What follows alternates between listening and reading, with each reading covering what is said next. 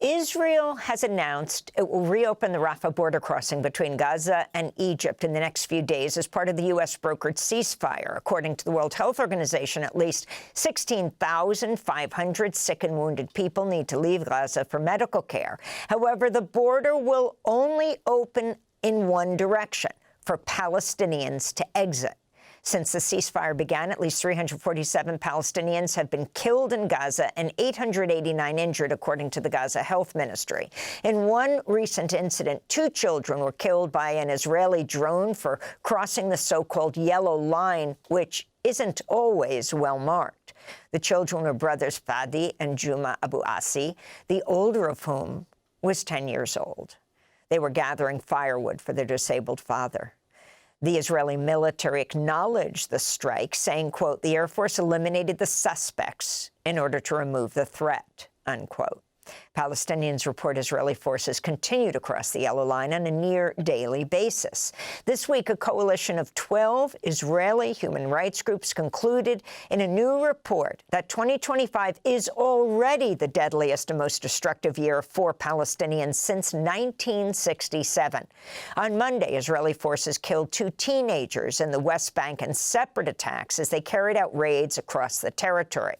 In Hebron, soldiers fatally shot 17-year-old Mohammed Tarek Mohammed al-Zugair, whom they accused of carrying out a car-ramming attack that injured an Israeli soldier. Elsewhere, 18-year-old Mohammed Raslan Mahmoud Asmar was shot during a raid on his village northwest of Ramallah. Witnesses say the teen was left to bleed out as Israeli forces barred Red Crescent medics from approaching. The soldiers then seized his lifeless body.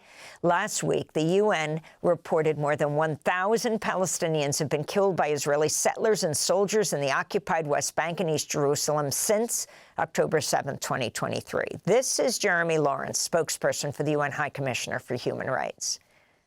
Killings of Palestinians by Israeli security forces and settlers in the occupied West Bank have been surging without any accountability, even in the rare case when investigations are announced.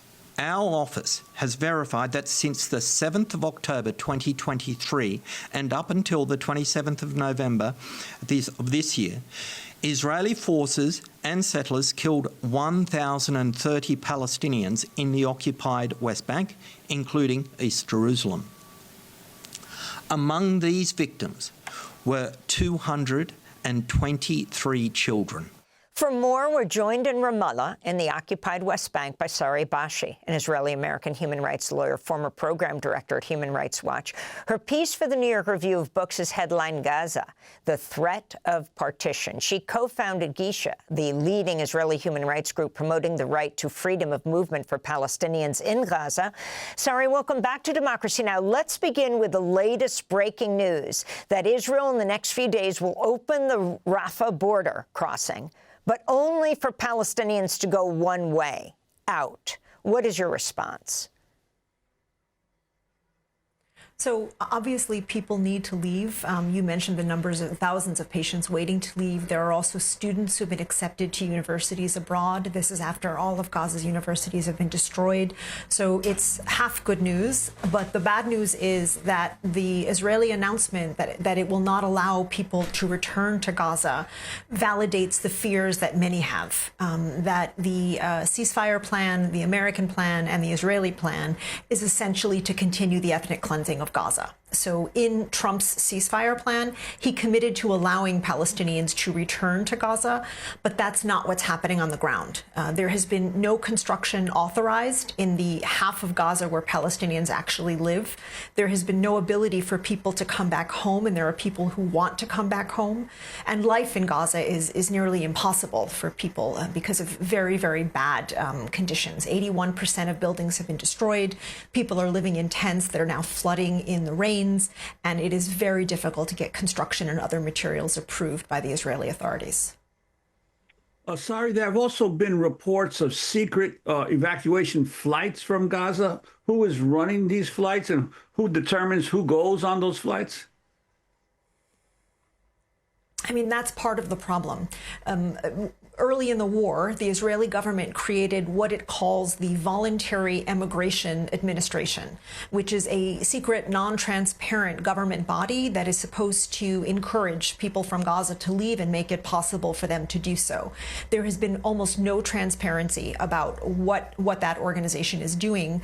There has been deliberate disinformation by Israeli ministers trying to artificially amplify the number of people leaving Gaza to make people afraid.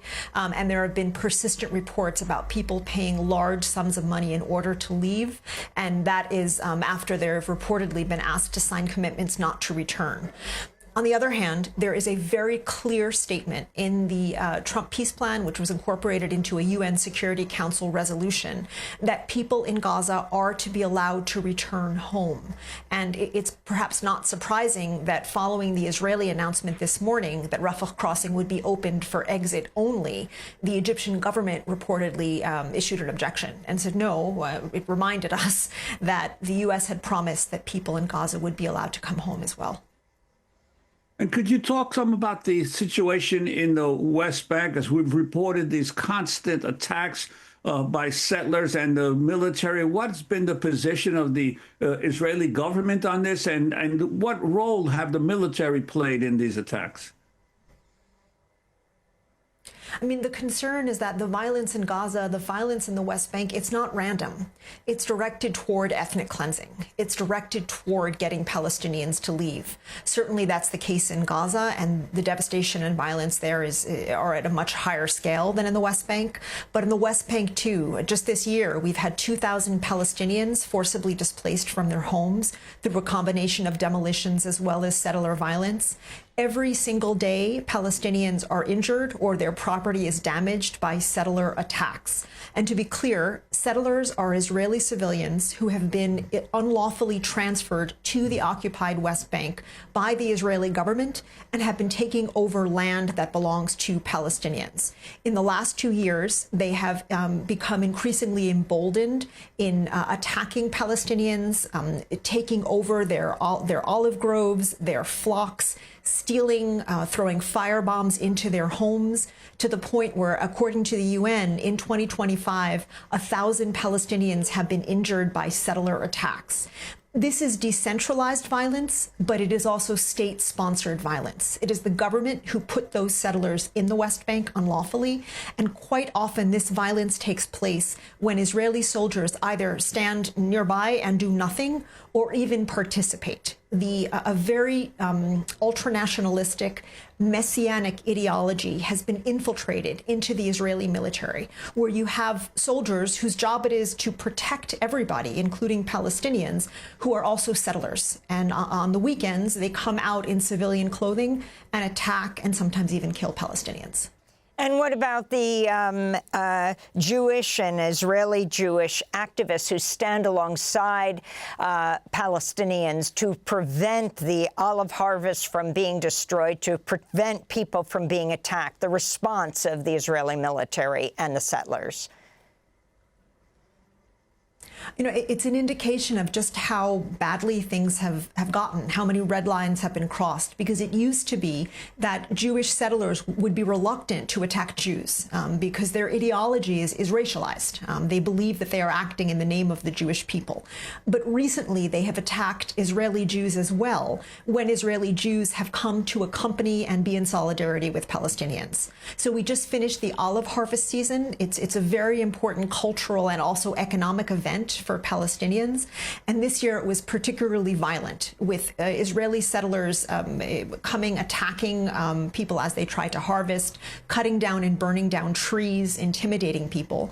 And there have been cases even where Israeli Jewish activists came to be a protective force by accompanying Palestinian harvesters, and they too were attacked and even taken to the hospital with injuries. It is much more dangerous to be a Palestinian than to be an Israeli Jew in the West Bank. But the fact that settlers are also attacking Jews is an indication of just how violent, messianic, and ultranationalistic this movement has become. The death toll from Israel's more than two-year assault on Gaza has been reported as 70,000. A new study from the Max Planck Institute for Demographic Research in Germany said the death toll likely exceeds 100,000. Our next guest, Ralph Nader, has talked about the Lancet report saying it's probably hundreds of thousands. Life expectancy, says the Max Planck Institute, in Gaza fell by 44% in 2023, 47% in 2024. If you can talk about this, and also what is going to happen in Gaza now, where the truce stands. I mean, the violence against people in Gaza has been unprecedented. It's been genocidal. And, you know, we have confirmed 70,000 people whose names and ID numbers have been reported by their families to the Palestinian Ministry of Health. There are thousands more people believed to be buried under the rubble, and thousands or tens of thousands of people who died from indirect causes. So these are people who, because of a deliberate policy of starvation, died of malnutrition, died of communicable diseases, died of want. And I don't know that we will ever know how many people died indirectly. This is for a very small population. It's a population of 2 million people. In Gaza right now, life has remained nearly impossible. The ceasefire promised reconstruction. It promised the crossings to be open. But the U.S. government introduced a number of caveats, and it actually, unfortunately, got those caveats approved by the UN Security Council. And an important caveat was that the reconstruction elements of the ceasefire would be limited to areas where Hamas had disarmed. And if the Israeli military was not able to disarm Hamas and other Palestinian armed groups in 2 years of war, it's not clear how they're going to be disarmed now. So conditioning reconstruction on Hamas disarmament is basically saying reconstruction will be impossible. The only place where the U.S. has said it will allow reconstruction is in the more than 50% of Gaza that is directly occupied by Israel, that is off limits to Palestinians on penalty of death. So that doesn't leave people in Gaza with any options. 600,000 school children have no schools. The hospitals are barely functioning. There's nowhere to live. 1.5 million people are in need of emergency shelter supplies. The concern is that the way the ceasefire is being implemented is only going to contribute to ethnic cleansing, because anybody who can leave Gaza will leave, because it's very clear that there's not a future being allowed there. And the United States has an opportunity to make good on its promise in two ways. First of all, it can make it clear that reconstruction has to be authorized in the part of Gaza where Palestinians live, not in the half of Gaza that's off limits to them. And second of all, it should demand, as per the ceasefire agreement, that Rafah be open in both directions, also to allow people to come home. And I wanted to ask you how the Israeli media is reporting both the breaches in the constant breaches in the ceasefire agreement, as well as the constant attacks on Palestinians in the West Bank, and what's been the impact on public opinion since the ceasefire came into effect, Israeli public opinion?